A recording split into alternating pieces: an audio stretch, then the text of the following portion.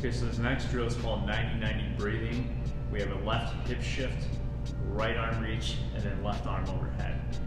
It's a terrible name for an exercise, but I try to be as literal as I can with some of the names of these exercises so there's not any confusion.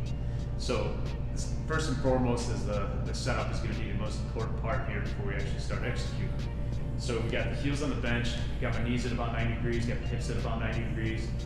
Then from there, what I'm going to do is I'm going to lightly squeeze the ball more with my left knee than my right. Not to the point where you see the knees start rotating that way, but just enough pressure that I can feel that I'm pressing a little bit harder with my left than my right side. From there, the hip shift's going to come into play. So the hip shift, if you take make C shape with your fingers, put it on your front of your left and right pocket of your shorts or your pants, and then what you're going to do is you're going to turn the left pocket towards the floor. This right pocket, I'm trying to rotate towards the ceiling.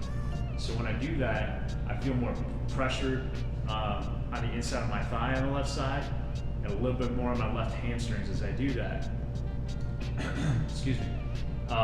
One of the things that'll happen, I see when I get that cue, the hip rotation, sometimes people will let their knees start flailing to the side.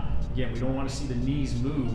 The only direction we're going to see the knees move in is left knee's going to go down and right knee's going to go up. And again, that's the hips. That's why I use that hip pocket cue there, because you're actually moving the hips, but you'll see the left knee move down and the right knee move up.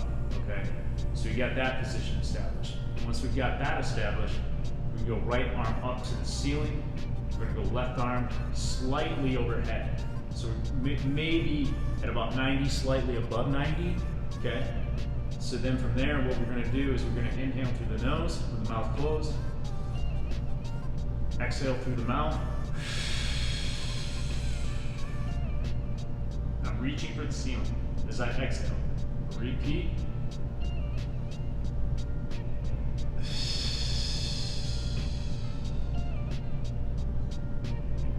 And then I'm going to take about 2 seconds of a pause with my mouth closed so no air is going in or out before I take my next inhalation.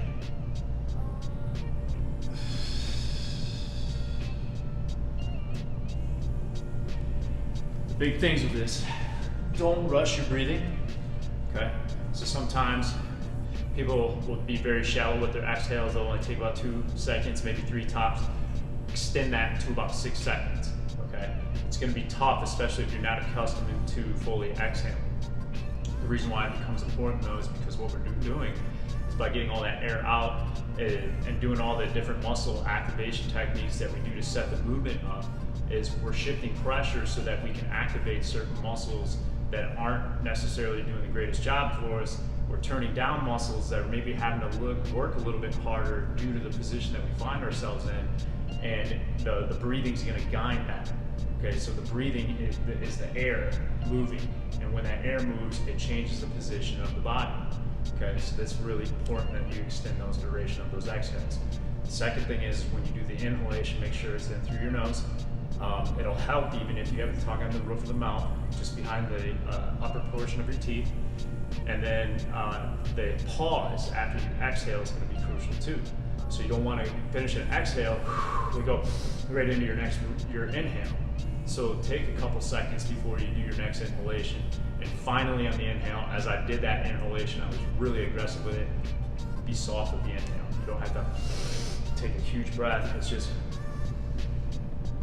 nice, soft inhale.